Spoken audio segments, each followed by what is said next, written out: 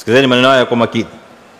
Wanachuoni Ibn Qayyim rahimahullah asema baadhi ya wanazuoni wamenena kwamba yaum al-qiyama baba mzazi ndiye atakayeulizwa mwanzo juu ya mwanawe kabla mtoto hajaulizwa juu ya babake.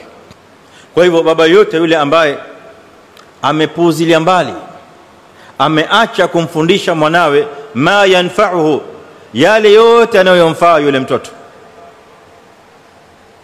watarakahu sudan, na akamwacha hivi hivi yule mtoto anakwenda tu hivi, anahangaika yuishi tu hivi hivi sudan, bila ya mwongozo, bila ya nidham, bila ya ilmu, bila ya misingi, yuishi yule mtoto kama wanavyoishi wanyama, wal billah, sudan.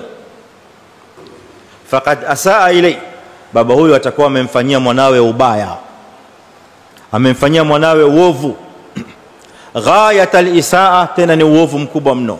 Anaeleza Ibn Qayyim kwamba ufisadi huu, ufisadi sasa hivi ulioko kwa watoto, fasadul aulad, inma jaa aktharuhu min qibali al-aba. Huu ufisadi wa watoto, ufisadi mno ulioko kwa watoto. Tena maneno haya yasema Ibn Qayyim wakati wake kwamba huu ufisadi ulioenea kwa wana na watoto, inma jaa min qibali al-aba wa ihmalihim lahum, unatokana na akina baba na wazazi kwa jumla, wa ihmalihim lahum, na kule kina baba na wazazi kuachilia watoto wakawacha hivyo hivyo, wa tarki ta'limihim faraidh ad-din wa sunana, na kule kina baba wazazi kuacha kuwafundisha watoto wao faraidh ad-din, faradhi za dini, wa sunana, na sunna za dini, sunna za mtume sallallahu alaihi wasallam, mafundisho ya mtume alayhi salatu wasalam, maadili ya Qur'an na maadili ya mtume wetu salawatu rabbi wasalam. Ndio kukatoka huu fisadi mkubwa tunauona leo kwa watoto.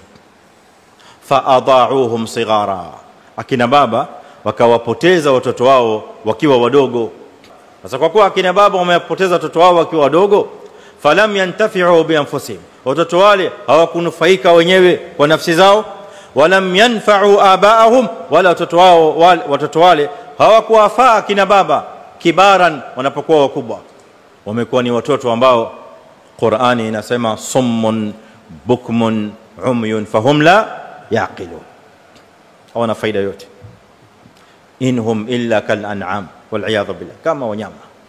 Yote haya ikhwani yameletwa na tarbia. Baba anapokosa kuelewa swala hili na uzito wake katika Uislamu na katika maisha, baba ambaye amezaa watoto, amezaa wana, kawaachilia, kawatupilia mbali, akawa hana haja ya kujua watoto hao wanaishi vipi, maisha yao na tabia zao na masulia yao na malezi kwa jumla. Akatosheka baba yule na kusema kwamba mimi nawapelekea chakula. Lakini mtoto hana taalim, mtoto hana misingi, mtoto hana ulezi, mtoto hana tarbia na chochote. طوبى لكم أيها الغرباء وأنتم تأمرون بالمعروف وتنهون عن المنكر في زمن نكست فيه المفاهيم البشرية وأصبحت المعصية حرية شخصية، سفك فيه التوحيد